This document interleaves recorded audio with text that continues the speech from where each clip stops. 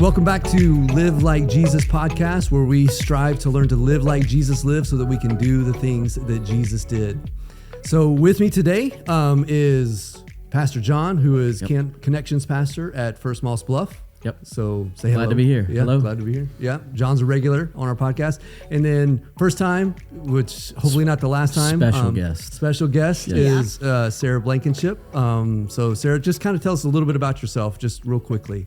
Okay, well, I live here in Moss Bluff, and I attend First Moss Bluff, and I used to be a teacher, and last year was my first year to stay at home, and so now I'm just concentrating on some classwork and just trying to equip myself the best as possible. Sweet. Awesome. So you are in seminary, yeah? I am. Awesome. I'm glad Sarah's here today because I was thinking about this earlier. We don't really plan like when the guests are going to be here and what topics, but like I've seen her walk through these topics we're going to talk about today. Yeah, that's cool. With multiple people, so I think it's the perfect one for her to be a part of, so I'm looking forward to it. Very cool. Yeah, so mentioning that, last time we were together, we talked about the last two episodes, we talked about the 6 stages of the spiritual journey that we go on. We won't go into all of those. I'd encourage you to go back and listen to those if you haven't. But this one and our next episode, we're going to focus on stage 4 and then that in-between stage between 4 and 5 called the wall. Yeah. Some people call it dark night, however you like to call it. So we're going to jump right in and talk about it. So when you talk about, questions, and that's really where all this starts is you're going along, stage 1 is everything's, it's all about awe and worship. Then you get in that stage 2, you're learning a bunch.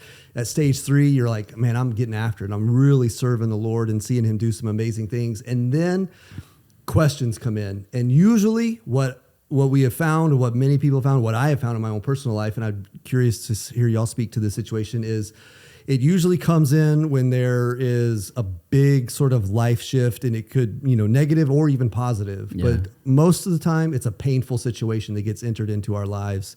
For me, it was the death of my dad, which just sort of, that was the first close person in my life who I was super close to that just died. And he died pretty suddenly. Just, we weren't expecting it. And then, he was there, and then 3 days later, he wasn't. So that kind of sent me into this long phase of questions and God, what are you up to? What's going on here? Yeah.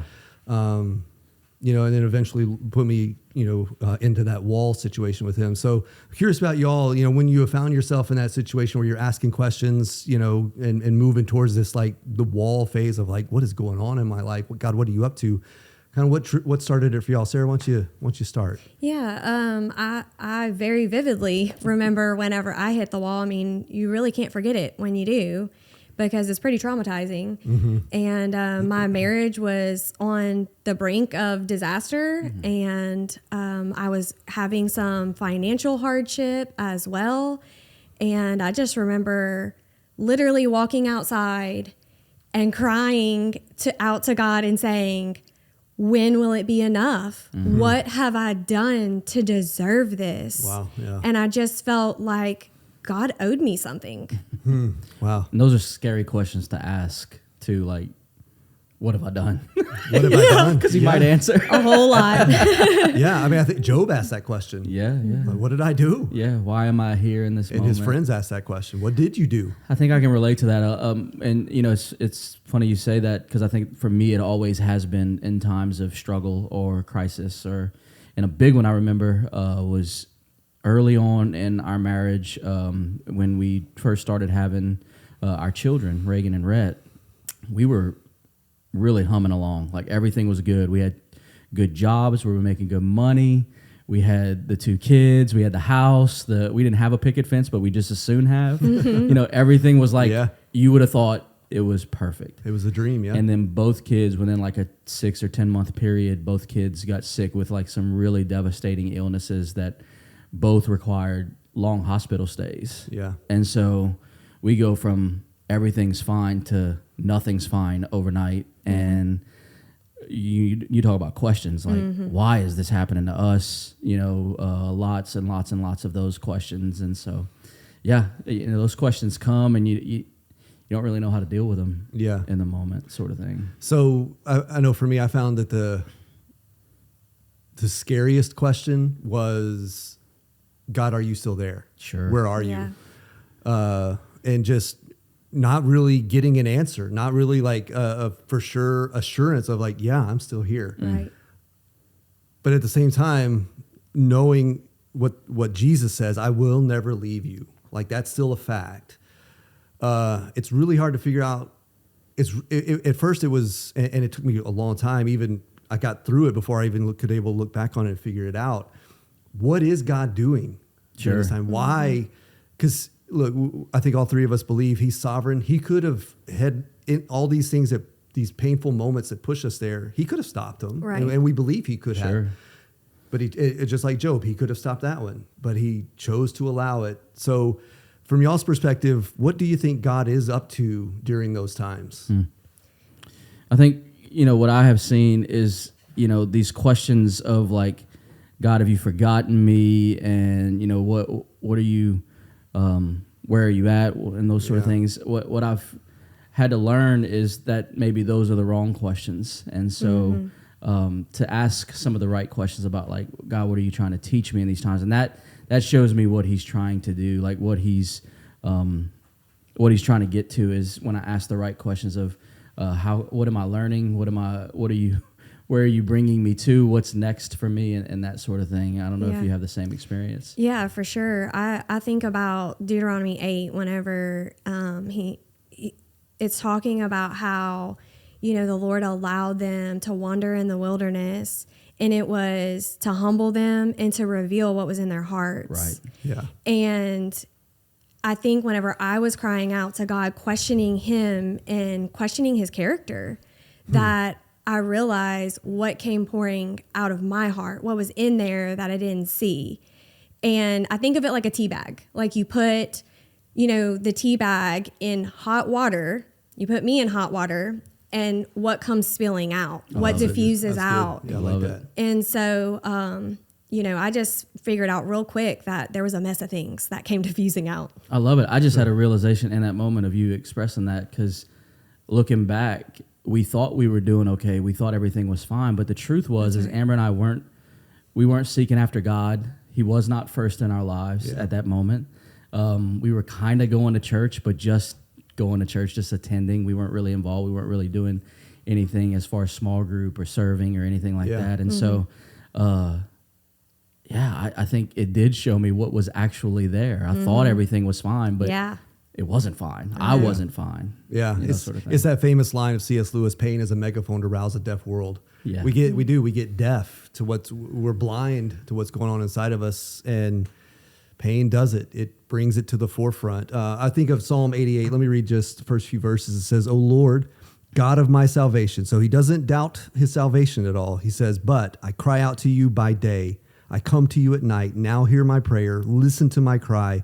My life is full of troubles, and death draws near. I am as good as dead, like a strong man with no strength left." That's not how we typically want to talk about our relationship with the Lord. No. Yeah. But that's what he was feeling in the moment.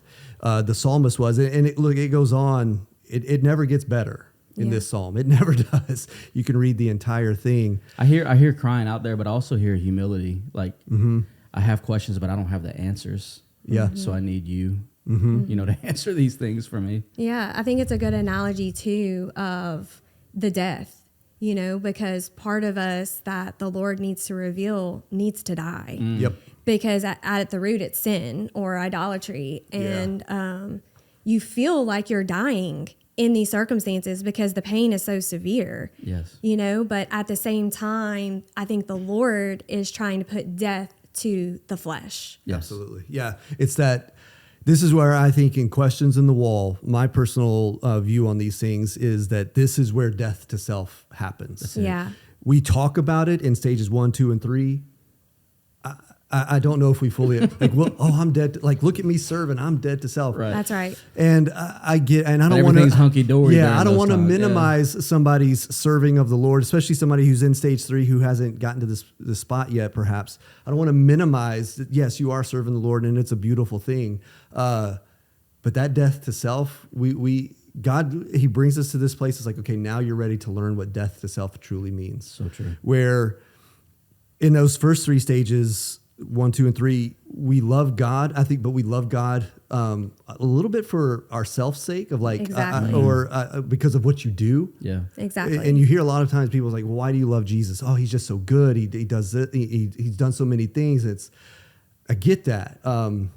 But when you go through stage 4, he does not do those things anymore. My prayers, they don't feel like they're going anywhere, even though, we could say from scripture, we know that they are. Yeah. But the experience of him being close is gone. Right. And my personal view is God is teaching us just how selfish we can be and are, even in our relationship with him. It doesn't change our salvation. But that painful moment that starts this thing, that's where death to self really begins to take shape. And it's a hard thing to go through. So when you begin to process, all right, God, when you get there, begin to ask the right questions, begin to understand maybe what God is attempting to do, because again, he never leaves, he never draws away, but he does pull back the experience, or what some call his consolation or his comfort. Yeah. And he puts us in a very discomforting spot. How have you responded in the past, and what do you think the response should be? Well, I responded not in a right way, I responded in the flesh, I think because of my pain. But the one thing that I did was within 24 hours of literally everything just bottoming out in my life, I called the church office and made an appointment with the counselor on staff, because I knew that this was beyond my scope. I knew I needed godly biblical wisdom. Yeah. So it's important to like be able to realize that and decide, all right, I'm not enough in this situation, so I better find someone else. How did you ever feel, because I think this is probably something I've felt in the past when these questions have come up and that sort of thing. Did you ever feel guilty about having questions? Have y'all ever, I think a lot of people would say, man, is something wrong with me? Yes. That I have these questions For about my sure. faith or about God. How do y'all deal with those feelings that arise in these moments of trying to figure out where God has you? Well, that's the Job experience. I think that there's something wrong with me, or like I should have never been born. That's literally what Job says. Yeah, I'm like, yeah. I wish I could go back and just blot that day out of history that I was born. So, first of all, it's understanding that God's not afraid of our questions. If they're asked, now, God, I don't think wants us to, and we don't have any place to question his heart. That's right. Gotcha. Or to question his character. Let me say it like that. Question his character. No place for that whatsoever. But it's a question of like, what is going on? Sure. What are you showing me? What are you wanting to teach me? What am I miss? Those are all, I think, fair and honest questions. And the main thing I think God wants from us in this time is honesty, is to be able to pray like the psalmist, like, look, I am dying here. Yeah. And don't hide that. There's we get nowhere by trying to cover that up or just say, well, I'm not supposed to feel this way, so I'm just going to push through. We won't push through. So I think it's first of all recognizing it's okay to have questions. It's okay. That's literally what I think God expects us to do at this time. Living like Jesus can seem impossible at times. So we've created a free guide for you. Just go to the link in the description and you'll get a free guide to help you take your next steps in living like Jesus. Also, while you're down there, don't forget to like and subscribe. Yeah, when I think about my response to these types of situations and scenarios and this stage of questions, for me, a lot of times I'm a fix-it type of guy, so I'll jump into action Right. and make things worse. Yeah. Normally I make things worse. And so what I've tried to discipline myself, and this is very difficult, is to be patient. And this is advice I give to a lot of people, like, don't rush into what's next. Just be patient and, try and change your perspective on the situation, because our perspective normally is, because this is pain, this is discomfort, this, all the stuff we described before, is how can I get through this in the quickest way possible so that I can get back to where I was. Yep. And so if we can change our perspective to, this is a really rich time for God to transform me into who he wants me to be, if we can flip that and just be patient with this process and not try to rush through it or avoid it or, anything like that. Yeah, I think it's too seeing beyond yourself and saying, the Lord has a bigger desire for me than I can even imagine. That's right. And so am I going to be willing to embrace that and suffer and be patient, or am I just going to run and try to fix? Yeah. Yeah. Yeah. So, one of the things we talk about, going back to a little bit about what is God up to in these, like, what is he wanting to show us and teach us? One of the things I learned is, because a lot of times the questions become, I'm still doing all the same stuff. I still read my Bible. I still journal. I still pray. I still go to church. I still worship. But it doesn't feel the same anymore. Yeah. Yeah. He just, what I used to pray, and I was just like, oh, he's just right here with me. All of a sudden he feels like he's 10,000 miles away. Yeah. Why is that? And the way I've kind of wrestled down with that is in that, again, in those first three stages, I think we love the Lord for what we're experiencing from him. But again, it's what we're experiencing from him. And so you'll hear a lot of times, I will hear a lot of times, and I used to say it, I just love worship. I just love worship, or I just love Bible study. For me, we talked to last time, I live in that stage too. Like, I love to learn. I love to read, love to learn. I love Bible study. And I do. And still to this day, I love Bible study. But when you move into this phase, God begins to shift, and he does something very different. In those first stages, he gives us comfort when we experience those things, because he is shifting our heart's devotion from the world to him. And so he uses Bible study, prayer, worship, and he begins to say, yeah, okay, I will meet you there. And I'll let you love prayer. I'll let you love Bible study. But this is where he shifts. Yeah. And he begins to take away the comfort that we experienced in the same stuff. And this is where it gets difficult. This is where it's hard to understand until you experience it, to where I will no longer say, I don't say, man, I just love Bible study. It's, no, I love him. Yeah. And there's a big difference between those two statements. Have y'all experienced anything? I know for me, that's been my experience. Sarah, you got any thoughts on that? Yeah, for sure. I think it's really easy. We have kind of coined the term, is Jesus enough? But whenever you don't know if you have a marriage, if you don't know if you have a home, if you don't know if you have the security of finances, it really puts things in perspective of, okay, now I really do have to decide, is Jesus going to be enough for me? Is what he did for me enough? And even if I'm destitute on the side of a road and husbandless, is that okay? Am I going to be okay? Yep.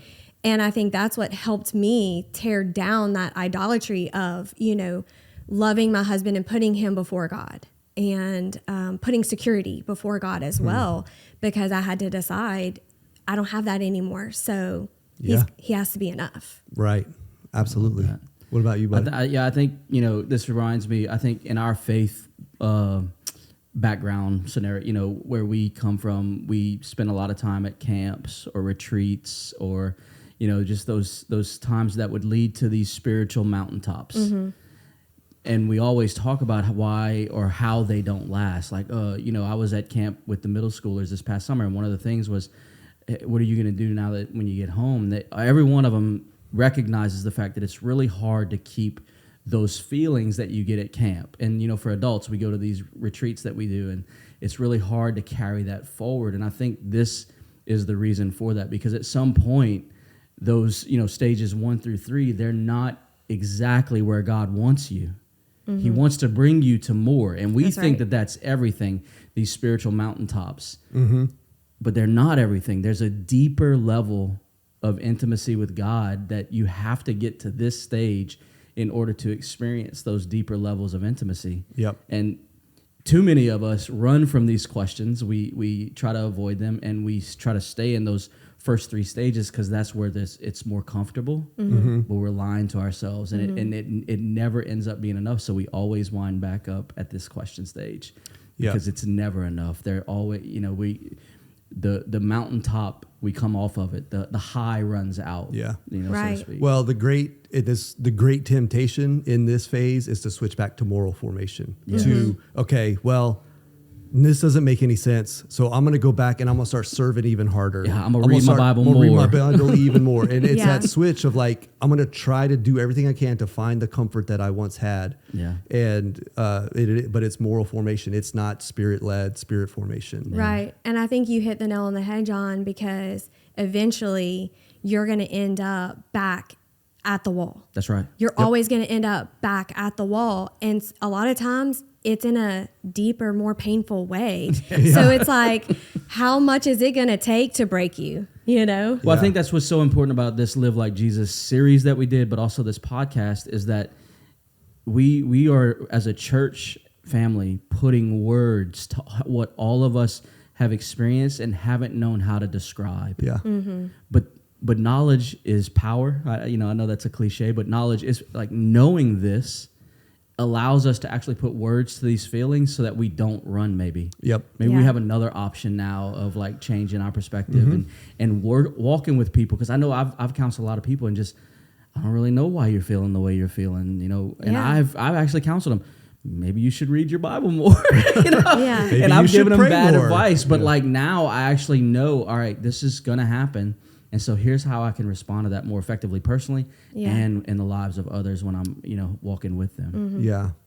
Well, so there's so much more we could say. So For sure. How do we just kind of, as we kind of come to a close here, how do we know that we're starting to move into this phase? Like in your experience, Sarah, what were sort of some of the initial feelings, emotions, and just looking back, you was like, oh, I know that's where I was going. I didn't know at the time, but I know now that's where I was headed. What were you going through to know that you were headed that way? I think for me, the most prevalent feeling was just this deep longing for more. But I didn't know what that more was. I didn't know what the more. And so I knew something was missing, but I just couldn't put my finger on exactly what it was.